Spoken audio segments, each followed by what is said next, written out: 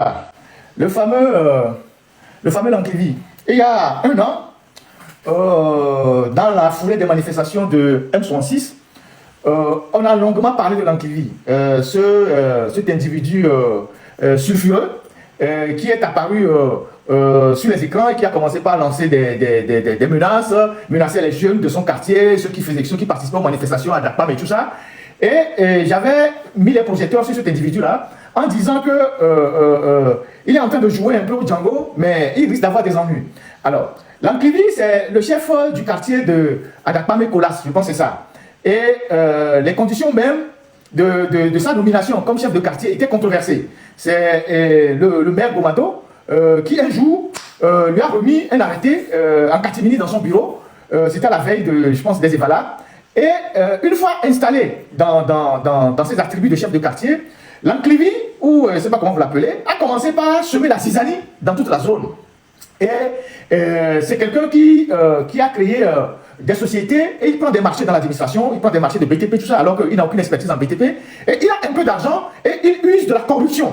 Donc il a fidélisé les autorités, il a quelques journalistes qui l'accompagnent, donc il donne beaucoup d'argent aux gens pour écrire un bien sur lui, alors que c'est un escroc, c'est un individu controversé, sulfureux, qui était en prison au moins 2 ou 3 ans, qui a été en prison pour faux usage de faux escroquerie. En temps normal, ne serait-ce qu'il est passé par la case prison pour faux usage de faux, si on faisait des enquêtes de moralité au Togo, il n'aurait jamais dû être chef de quartier. Mais pourtant, il a usé des méthodes de corruption.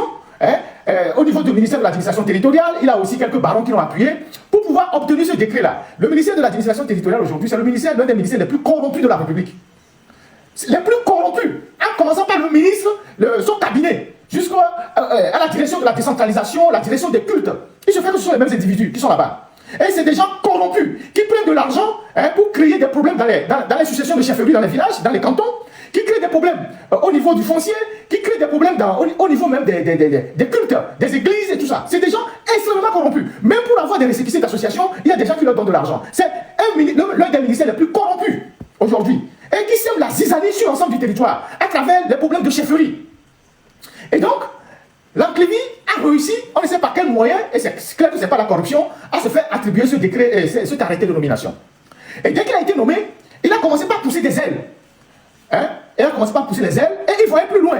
Il a commencé avec ses complices au ministère de l'administration territoriale à faire passer des informations comme quoi le chef canton de Baie, donc à Krassou, n'a pas la poigne et la capacité de tenir le canton parce que le canton est très grand et qu'il faut diviser ce canton en deux. Parce qu'il rêvait, lui déjà Lankivi, de devenir chef canton. Donc, pour devenir chef canton, il faut briser l'unité du canton de Baie. Et c'est les choses comme ça qu'il a fait. Elle a commencé par faire d'ici dans la presse, sur certains sites internet. On l'a dénoncé ici. Nous l'avons dénoncé ici en disant que c'est un simple chef de quartier et d'ailleurs que le canton de Baie c'est un canton cosmopolite et le chef canton de Baie n'a pas vocation à faire la police dans le canton de Baie pour dire aux gens qui doivent manifester, qui ne doivent pas manifester. Je ne suis même pas sûr qu'aujourd'hui les natifs de Baie sont majoritaires dans le canton de Baie. Et donc, comme il s'est senti suffisamment pousser les ailes, il a voulu aller très loin parce qu'il est en quête de reconnaissance. C'est quelqu'un qui a pris beaucoup de marchés, de travaux publics au niveau du ministère du Commerce. On lui avait remis des travaux qu'il a fait, qu'il a bâclé, il a eu beaucoup d'argent avec de la surfacturation, les travaux de rénovation du bâtiment. Au niveau de certaines rues à Lomé, on lui a donné des travaux qu'il n'a jamais terminés. Au niveau du pont d'Anier, c'est lui qui a eu ce marché-là, une de ces sociétés qui a eu ce marché-là. Depuis, il n'a jamais fini la construction de ce pont d'Anier. Il vient d'être d'ailleurs sanctionné, il y a une semaine par la COP. Vous pouvez voir la décision de la COP, j'ai partagé cette décision avec certaines personnes. Et donc, étant suffisamment riche, parce qu'il est dans les magouilles, il se sent pousser les ailes. Maintenant, il veut aller plus loin que le chef de quartier. Alors, qu'est-ce qu'il fait? Vous savez que les escrocs ont toujours des méthodes. Un escroc, c'est quelqu'un qui cherche toujours un support pour pouvoir bleuir, ou pour pouvoir, comment on appelle ça, pour pouvoir bleuir ou impressionner ses interlocuteurs. Alors, Lankivi rêvait d'une rencontre avec Faure Gnassingbé. Il rêvait d'une rencontre ou d'une photo avec Faure Gnassingbé. Mais il ne sait pas comment il va le faire. Alors, qu'est-ce qu'il fait? Il use de ses moyens pour corrompre les gens dans le protocole d'État. Pour pouvoir obtenir une invitation pour venir présenter les vœux à Faure Gnassingbé. Habituellement, les chefs quartiers ne vont pas présenter les vœux au président de la République, maintenant PC. C'est les chefs cantons. Donc, Faure connaît pratiquement presque tous les chefs cantons de la ville de Lomé. Il connaît Adjalé, il connaît Aklassou, il connaît Sédjo, il connaît Djidjolé, il connaît, je ne sais pas s'il y a des chefs cantons à Bagida et à Sabado, mais il connaît pratiquement les 5 grands chefs qui sont à Lomé. Il les connaît. Donc, qu'est-ce qu'il fait? Il il donne de l'argent à des gens dans le protocole, alors qu'il n'est pas chef canton, donc il veut aller saluer Faure Gnassingbé. Or, c'est les chefs cantons seulement qui peuvent aller présenter les vœux. Donc, lui, il est chef quartier, il donne des moyens dans le protocole d'État, et on lui envoie une invitation institut personnel. Alors, le jour de la présentation des vœux, il se glisse parmi les gens, et il va présenter les vœux, et il va là-bas, et il attire l'attention sur sa personne. En fait, au lieu de passer inaperçu rapidement, quand il salue, je pense, le président, je ne sais pas, tout ça, il reste un peu plus longtemps pour prendre les photos, tout ça. Parce qu'il a besoin d'une photo de fois pour influencer les gens. Je vais vous dire ça tout à l'heure. Et donc, on s'est rendu compte au niveau de la présidence que c'est un intrus. C'est un intrus, et là, ils ont commencé à se demander comment il est arrivé là. Comment est-ce qu'il est arrivé là? Et c'est en faisant les enquêtes qu'ils se rendent compte qu'il a corrompu les gens dans le protocole d'État. Est-ce qu'il a l'argent? Et donc ces gens-là ont été sanctionnés. On a affecté les gens au niveau du protocole d'État, on a dégagé les gens. Et par la suite, ils ont demandé, ils ont passé des consignes pour qu'on le décharge de ses responsabilités de chef de quartier. Parce qu'au niveau de la présidence, ils prennent ce problème sur le plan sécuritaire. Ils se disent, mais si quelqu'un a pu corrompre le protocole d'État pour avoir une invitation pour venir saluer le président alors qu'il n'est pas convié, alors qu'il ne devrait pas être convié, c'est qu'il y a une faille dans le dispositif et que c'est dangereux. Et c'est comme ça qu'ils ont pu la faire. Ils ont pu la faire sur le volet sécurité. Comment est-ce qu'il a pu arriver là-bas? Et donc, on sanctionne les gens de la présidence et on demande discrètement de le décharger de ses responsabilités. C'est comme ça que le ministre de l'administration territoriale, moi j'avais appris cette histoire il y a plus de 10 jours, a demandé au même Gomado qui lui a remis l'arrêté de le décharger de l'arrêté.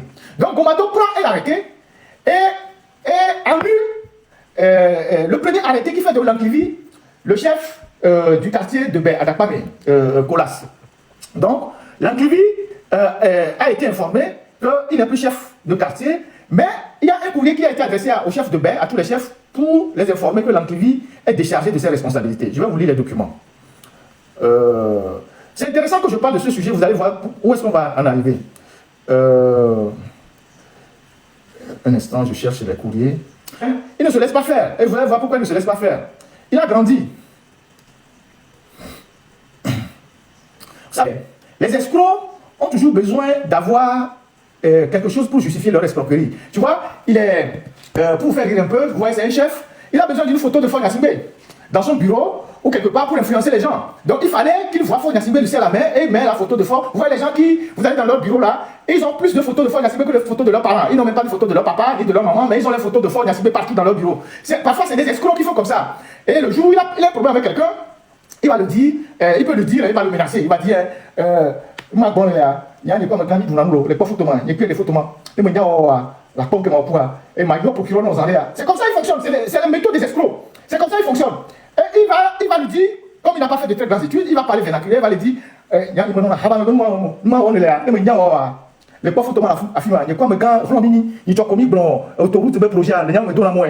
Donc, ma procureur non. C'est les bêtises comme ça qu'il faut allumer. Ils sont nombreux comme ça, c'est des escrocs. Donc, il a besoin d'avoir une photo de Faure Gnassingbé pour continuer son entreprise d'escroquerie dans son bureau. Et donc, il fallait qu'il fasse tout pour aller à la présidence. Et donc, il est allé à la présidence. Et maintenant, qu'est-ce qui s'est passé? On décide de lui retirer son arrêté de nomination. Et quand ils ont retiré l'arrêté, le maire, Gomado, on peut voir, a transmis un bordereau d'envoi à tous les chefs. Voilà le bordereau d'envoi. L'arrêté municipal, transmission. L'arrêté municipal, machin, Ojo Neuville. Il a un joli nom, Neuville. Chef du quartier d'Adakpame, Potacolas, dans la commune de Golfe 1. Donc, Gomado annule son arrêté et envoie un bordereau pour informer les chefs. Mais Lanklivi, il est devenu Lankligan. Il m'a dit, mais c'est quoi cette histoire? Il n'a pas voulu se laisser faire. Parce que quand vous élevez un petit serpent, il devient un grand serpent, il croit qu'il est arrivé. Donc il va défier l'autorité. Qu'est-ce que Lanklivi fait? Il va saisir la chambre administrative de la Cour suprême contre la décision du maire, donc décision contresignée par le préfet, donc pour la légalité de conformité. Donc c'est des instructions qui sont venues du ministère de l'administration territoriale pour contester l'annulation de l'arrêté qui fait de lui un chef. Donc il va devant la Cour suprême. Donc il ne veut pas se laisser faire. Il n'a pas compris que c'est sa bourde à la présidence là qui fait qu'on veut le décharger. Donc il va saisir la Cour suprême. Donc vous allez voir au greffe de la Cour suprême, je vais vous montrer ça. Cour suprême du Togo, chambre administrative. On va montrer ça tout à l'heure. Voilà, greffe, Cour suprême du Togo, chambre administrative, préfecture du Golfe. Lomé le 20 avril 2026. Madame le greffier en chef de la Cour suprême. Affaire M. Lanklivi Kodjo Noéville contre la commune de Golfe 1, représentée par son maire. Monsieur le ministre de l'administration territoriale. Donc, Lanklivi va saisir la Cour suprême contre le maire et le ministre de l'administration territoriale. Ça, c'est le greffe de la Cour suprême. Voilà, j'ai l'honneur de vous notifier sur joint en copie la requête en fin de sursis à exécution de l'arrêté municipal. Donc, il conteste l'arrêté municipal qui le décharge de ses fonctions. Du 24 mars 2026, approuvé le 30 mars 2026, portant abrogation de l'arrêté du ministère de l'administration territoriale, présenté Maître Amekou Dikafoui, Kofi, avocat au barreau du Togo dans l'affaire citée en marge. Je vous prie de bien vouloir faire parvenir au greffe de la Cour suprême vos observations dans les 48 heures. Donc c'est une affaire qui a été même connue par la chambre administrative de la Cour suprême de façon urgente. Je ne sais pas comment ils appellent ça en droit, je pense que c'est en référé, mais rapidement. Donc, ils ont connu l'affaire rapidement. Et qu'est-ce que la Cour dit? Et bizarrement, la Cour donne raison à l'Anclivi. Donc la Cour suspend la décision du maire qui a déchargé l'Anclivi de son rôle. Alors, on va voir la requête afin de sursis à exécution.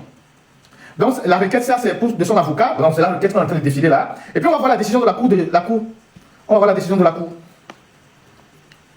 Alors, la Cour se réunit, requête afin de pouvoir. Ah, monsieur le président, monsieur l'Anclivi, chef quartier contre commune du Golfe, ministère de l'administration territoriale, défendeur au pouvoir, plaise à la Cour suprême, statuant, les faits, pas arrêté, je vais vous dire ça, pas arrêté de façon 2021, je peux vous mettre la décision de la Cour suprême à votre disposition, ceux qui veulent. Par ces motifs, déclarer le pouvoir régulier et recevable, à la forme. Maintenant, au fond, déclarer bien fondé le pouvoir en ces 4 moyens. En conséquence, annuler l'arrêté municipal. L'arrêté municipal portant abrogation de l'arrêté du 5 août 2021 relatif à la désignation de M. Lanklevi Kodjo en qualité de chef quartier Colas. Renvoyer le dossier devant l'autorité compétente. Donc, la Cour suprême, la chambre administrative, annule l'arrêté de M. Gomado qui décharge l'Anclivi de ses responsabilités et renvoie le dossier devant l'autorité compétente pour qu'il soit statué conformément à la loi. C'est-à-dire, le pays est devenu, je ne sais pas, le gars a poussé vraiment des ailes. Il agissait dans le quartier là-bas comme un chef milice. Il a distribué de l'argent aux gens il y a 1 an pour qu'on puisse arrêter, taper les militants ou bien ceux qui ont répondu au mot d'ordre de M66. Et il a senti qu'il est arrivé, il a commencé par défier ses propres, ceux qui l'ont fabriqué. En commençant par le ministre de l'administration territoriale et le maire Gomado. Et donc, il va saisir la Cour suprême contre eux, la chambre administrative. Et la Cour suprême lui donne raison. Et la Cour suprême renvoie le dossier à l'autorité compétente, donc le maire et par conséquent le ministère de l'administration territoriale, pour que, si on doit le décharger de ces fonctions-là, on puisse suivre la vraie procédure, parce qu'il conteste la procédure. Donc voilà l'affaire de l'Anclivi là.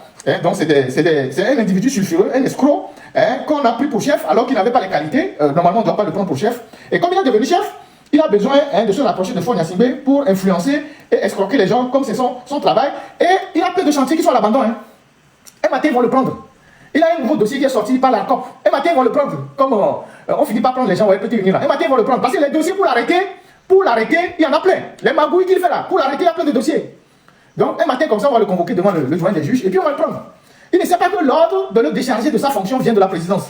Voilà. Donc, c'est ça. Quand tu fais le compagnie des voyous, et toi-même tu es voyou, c'est comme ça que ça finit. Dans les films des cowboys, à la fin, ils se tirent dessus. Le plus intelligent, il prend le dessus sur les autres. Donc, voilà.